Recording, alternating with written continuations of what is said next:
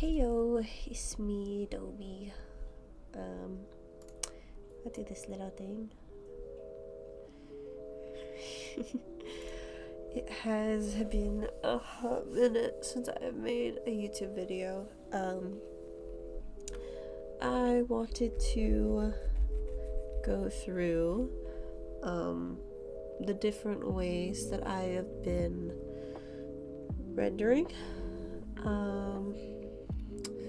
Let me see if I can find an example real quick. Then, example wise, they're not too different, but you can definitely tell that the color's much more vibrant on this one here of my character Dinah, and then another example being this one here of Nathan Hex.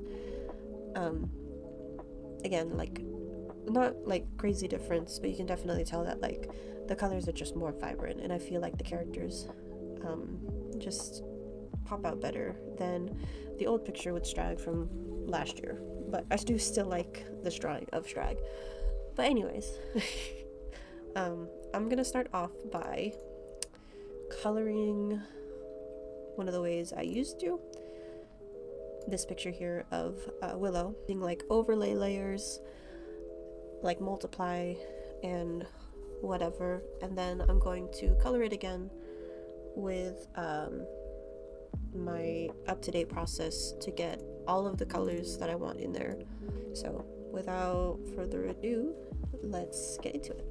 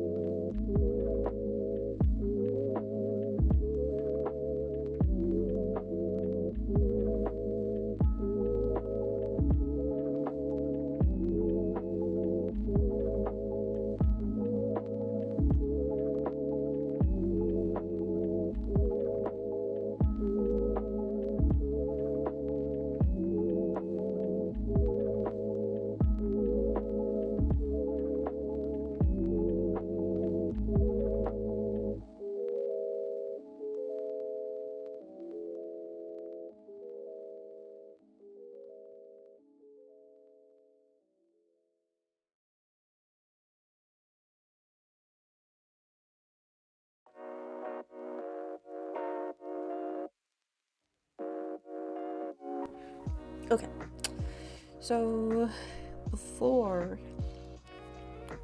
I tended to use multiply, and then more recently I was using soft and hard light, which I still use, just less so, but I would use like a blue, and I want that a little desaturated because hard light has much more color than like multiply, as you can see, like right there. I just switched between the two. And so if you have a bright color, it's not that different, it's super saturated, which is why I like to use hard light instead of multiply. So I do the saturated colors before this, and then you have to make sure you have a dark color. Like, it's not like multiply, you have to make sure you have it dark.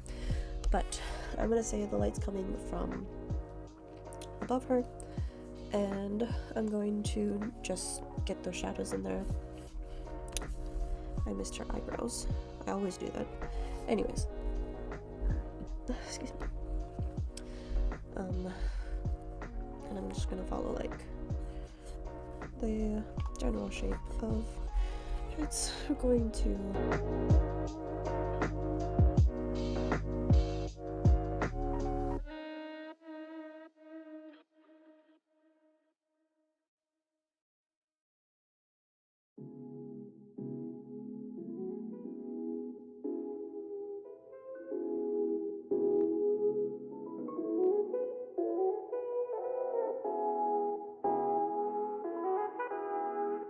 I'm just gonna soften the shadows that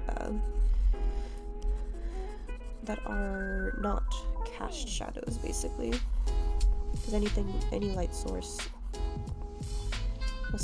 anything that's gonna have like a shadow that's not like the light super like up on it. Like right here, this is a good example. Like the shadow is from the shape of the sweater, but the shadow from right here is from the string, and so that's going to be sharper than like this one here that's just wrapping around the frame.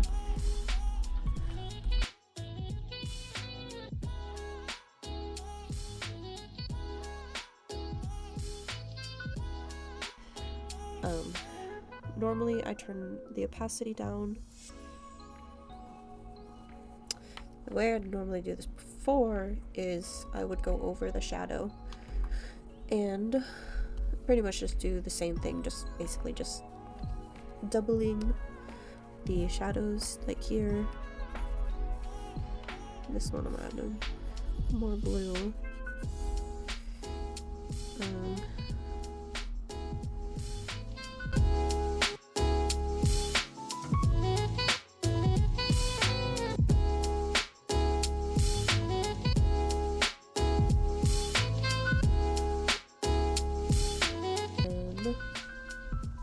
I would select the layer again, and I would pick orange red kind of color, airbrush, and then kind of just go over the edges like this. I would use this over and over to a point where I kind of got tired of how it looked in certain spots, because I'm also not applying realistic shading. It's just kind of just wherever I wanted, I put it, which, you know, is one thing. It's more just I don't like how it looks on the shadows for like the clothes usually, especially when they're darker. And then the other thing with this, whenever I want to erase an edge, I have to select like all of these guys, which isn't too bad, but it's inconvenient. The other thing is I would always paint over the shadows to fix those areas, and that's alright. I do like to paint over at the end to kind of just fix things, but it's adding more things to fix. More recently, I would do, I think this is a bounce light, technically, which I've always liked the look of. Doubi-IXI, obviously, you can tell, like, they use this a lot, and it's one of the things that makes, I feel like just bounce light adds a lot of dimension, and it's always just so pretty, in my opinion. I think it's just also it's just real pretty. I love it. I love it when people do this, when animated shows do it. You can get things that just look so pretty with this just bounce light. It can almost save any piece ever. This is basically old style of coloring right here. And to see if I can find another example of it. Like this. This is basically how it would come out. This is good. It's cute. But it's just, I want more. I need more from like just the colors. There's no texture, and I've been getting real into like just adding texture. I'm just going back and like kind of finding examples of like the old coloring I would do.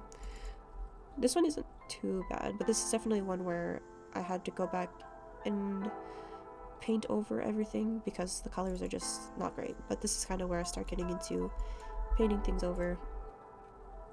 This one I like, and is more of painterly. A very good example, because this one is more of a piece that I tried to make look like a full-on illustration. I don't like her pants. They're supposed to be her regular pants, but as leggings, and I just don't like how they look. But you see I have like the main shadow, the darker shadow, the bounce light, and then it's hard for me to get really good fold rendering with this style unless I paint over, like even just in here, like on the darker part, it's not great. And then like her hair, I like to use the watercolor brush. More recently, very recently, I've added color jitter to these, so that it's almost never the same color. It's always just a little different, and even just this year, I like how that looks. I especially like the greenish color there. It just looks really nice.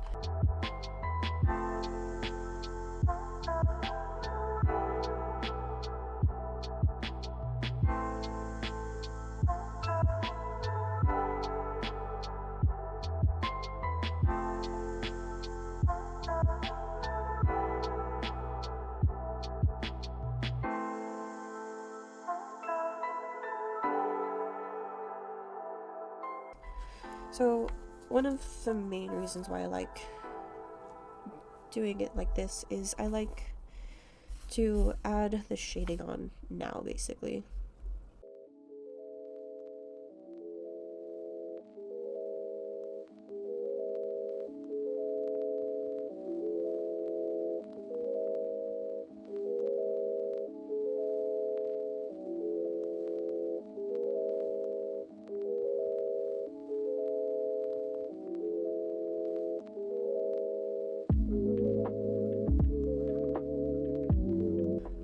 Another thing I've been doing is using more of the airbrush to get soft edges.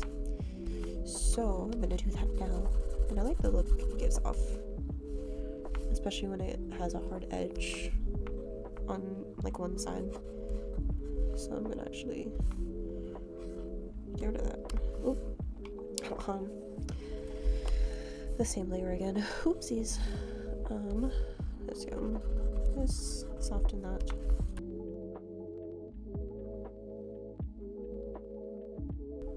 I also just add more triangle-ish shapes, and it kind of just looks like shading, if that makes sense. And it's a real easy way to cheat shade, like fabric.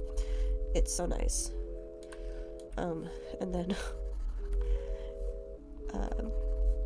when I'm studying, like, it makes a little more sense to me.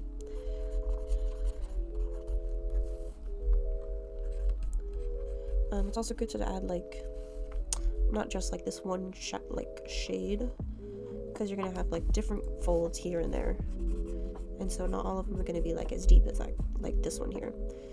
It's also good to add it kind of there to kind of help break up like the shadows and everything, make them look a little softer here and there.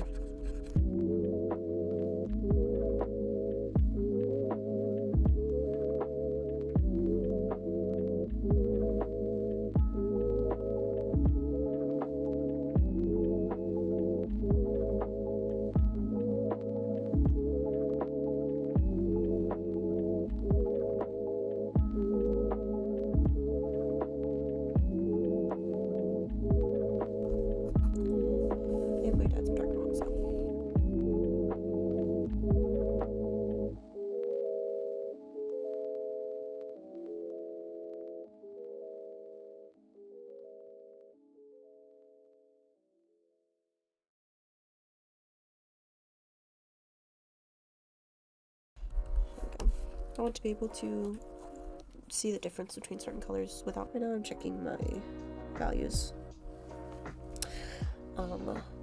The face and the hair are blended in a little too much, so I'm going to lighten that.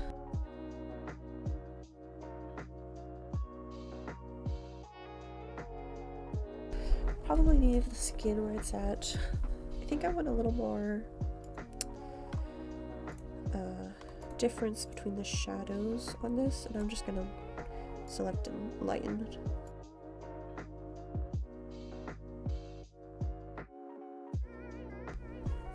Like, that's okay, but then this is just better. The shadows look a little more like shadows. I think the face, this is too bright.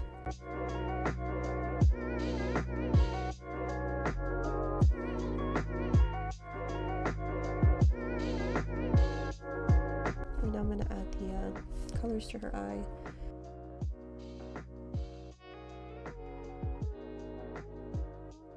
Lastly, the thing I do is I've been coloring the line art, and it adds a lot of, it just helps the colors and everything, I think. And then if I want, like a colored shadow, I'll just do the hard light over this.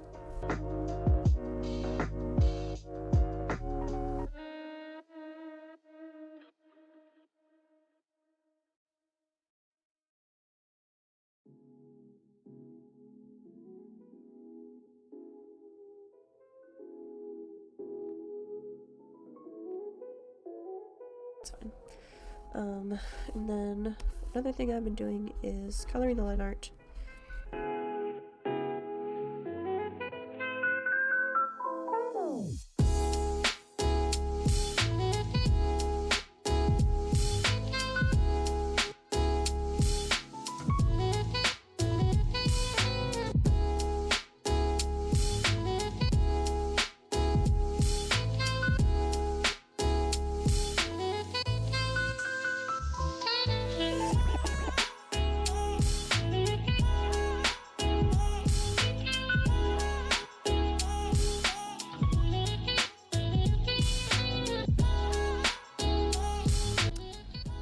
This is how I've been coloring more lately, and I've kind of wanted to kind of just do something to kind of show it so that, you know, other people can kind of take a look and apply it in ways that make sense to them. One of the things I just like to do is just put stuff out there to help people kind of figure things out for themselves. And I'll throw it up for everyone to see, and yeah, that'll be it. Thanks for watching. I hope you enjoyed it. I hope it was helpful. You know, the usual, like, subscribe, and thanks for being here. God bless.